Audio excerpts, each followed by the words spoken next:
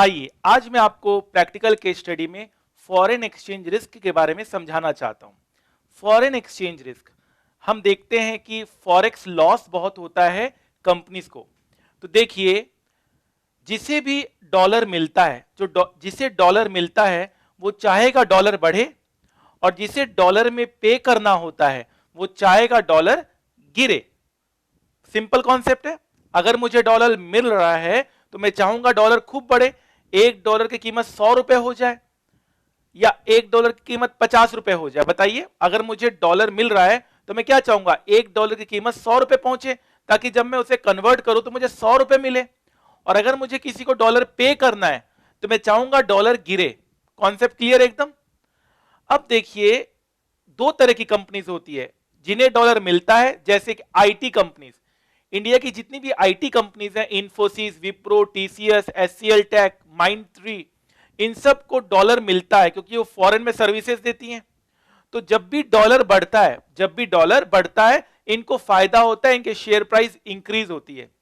और HPCL, BPCL जैसी companies import करती है, वो पेट्रोल खरीदती है, डीजल खरीदती है और डॉलर पे करती है। तो एचपीसीएल, बीपीसीएल कंपनीज चाहती है कि डॉलर गिरे। कॉन्सेप्ट क्लियर है।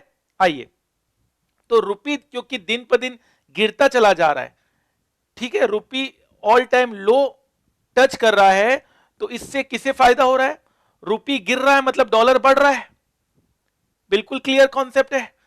तो रुपी गिर रहा है मतलब डॉलर बढ़ रहा है, तो इसका मतलब टीसीएस, इंफोसिस को बहुत फायदा हो रहा है इससे, ठीक है।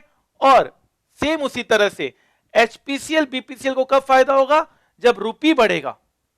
जब रुपी बढ़ेगा, तो जब भी हम ट्रेडिंग करते हैं, स्टॉक मार्केट में हम ट्रेडिंग करते हैं, तो आप देख सकते हैं बीपीसीएल में मैंने ₹1,00,000 का प्रॉफिट बुक किया, क्योंकि जिस वक्त मैंने ये ट्रेडिंग की थी उस वक्त रुपए गिर रहा था और डॉलर बढ़ रहा था।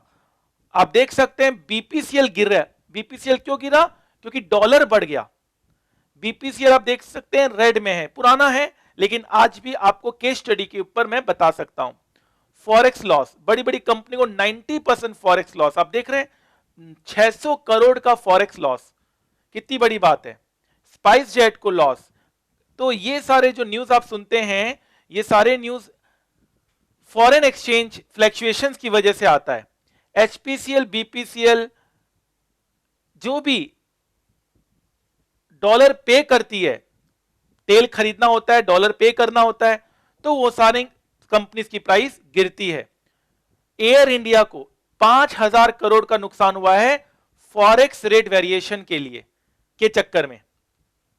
तो एक कॉन्सेप्ट अगर आप चाहें तो यहां पे लिख सकते हैं, और काफी आपको अच्छा लगेगा वो कॉन्सेप्ट। आज का जो हमने केस स्टडी समझा उसके ऊपर आप चाहें तो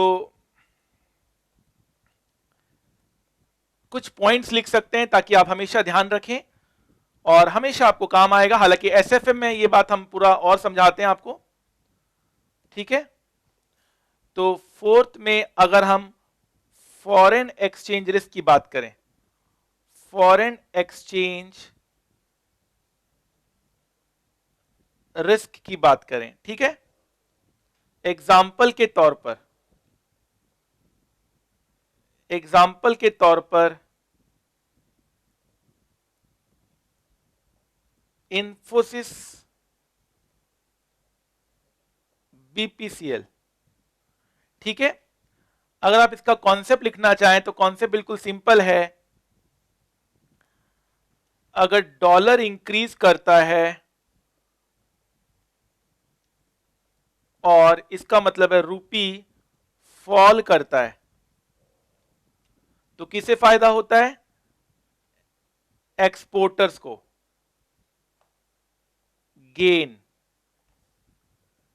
लाइक क्या, इंफोसिस, टीसीएस, विप्रो, ईटीसी। और अगर डॉलर फॉल करता है और रुपी राइज करता है, डॉलर फॉल करता है और रुपी राइज करता है, तो इंपोर्टर को फायदा होता है, importer gain, like BPCL, HPCL. तो ये फंडा हमेशा ध्यान रखिएगा फॉरेन एक्सचेंज रिस्क के लिए। जब भी डॉलर बढ़ता है, डॉलर जब भी राइज करता है, डॉलर जब भी राइज करता है तो इन्फोसिस को फायदा होता है, और डॉलर जब भी फॉल करता है बीपीसीएल को फायदा होता है, एंड वाइसी वर्सा, एंड वाइसी वर्सा। मतलब अगर डॉलर राइज करता है तो इंपोर्टर को नुकसान होता है। ठीक है, तो अगर हम एक शॉर्ट में चार्ट बनाना चाहें तो एक चार्ट बना सकते हैं,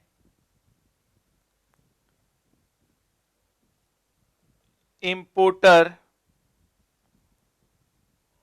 और एक्सपोर्टर। ठीक है, डॉलर राइज और रुपी फॉल, डॉलर फॉल और रुपी राइज।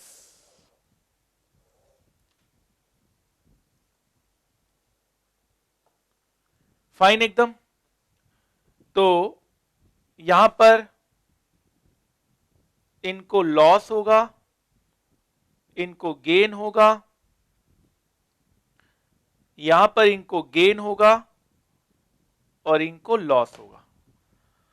तो आप फॉरेन एक्सचेंज रिस्क में आप माहिर बन जाएंगे, आपको कभी कोई दिक्कत नहीं होगी। हमेशा इस चार्ट को आप ध्यान रखेंगे। ये मैंने आपको प्रैक्टिकल पॉइंट ऑफ व्यू से समझाया है, एक केस स्टडी के ऊपर समझाया है, ताकि आपको हर एक चीज का एक प्रैक्टिकल एंगल भी मिलता रहे।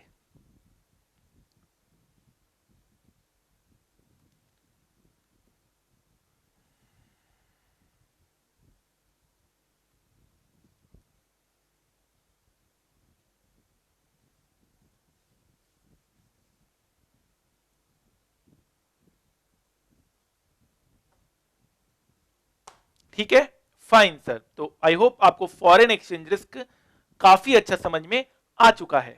चलिए सर,